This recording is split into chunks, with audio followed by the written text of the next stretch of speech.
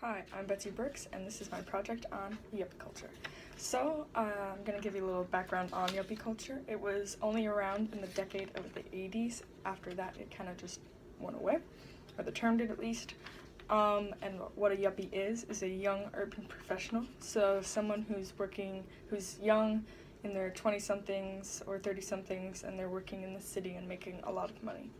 A main figure in this movement was Donald Trump, and you may know his name, and he was very rich and kind of did whatever he wanted and cared a lot about his image and that kind of stuff, which was a theme of the Yuppie culture and what people thought of them, but we'll get to that later.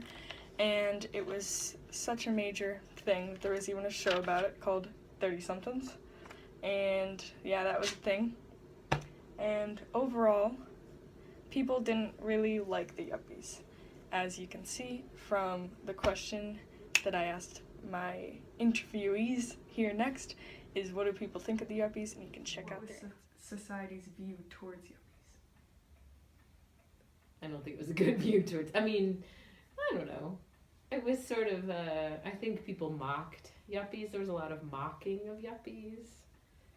I think we who were of that generation thought of ourselves as being sort of like conquering the world and going out there and working hard. It's interesting. So I definitely recall it as being derogatory, but if you wanted me to describe what was so derogatory about it and what was the negative stereotype, I'm not sure I recall, other than it was just sort of a category of young people who took themselves too seriously and were too eager and ambitious for upward mobility. But there wasn't really a strong negative, but it was derogatory.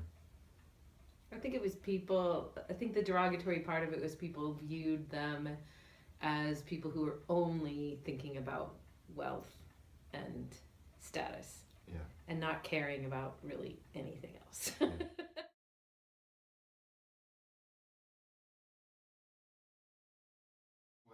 When I bring up the concept of the transforming neighborhoods and sort of taking over, I think that was sort of a negative stereotype, right. That you had these long time row houses in neighborhoods in Brooklyn and in Hoboken and places like that had been long time family dwellings that were acquired, rented out by these young professionals and sort of took over the neighborhood. So I think there was a resentment in some regards to that group for that reason.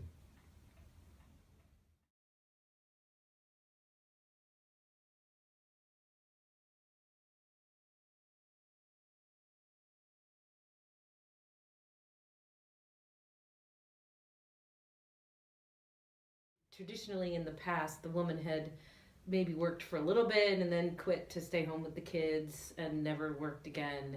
And this was sort of the reason it was a little bit new was because both the man and the woman in the couple both of them were making equal, not quite equal pay, but more equal pay than in the past. Right. And both had sort of high status jobs.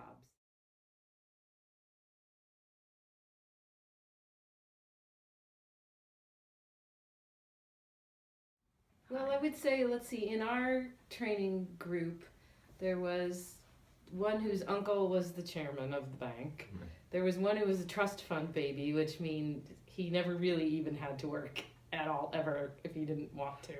And he rode his bike to work every day. He was kind of weird.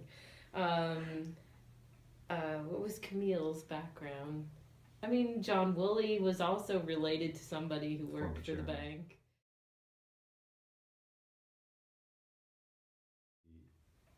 The stereotype, though, did take into account the perception that they were interested in status and upward mobility.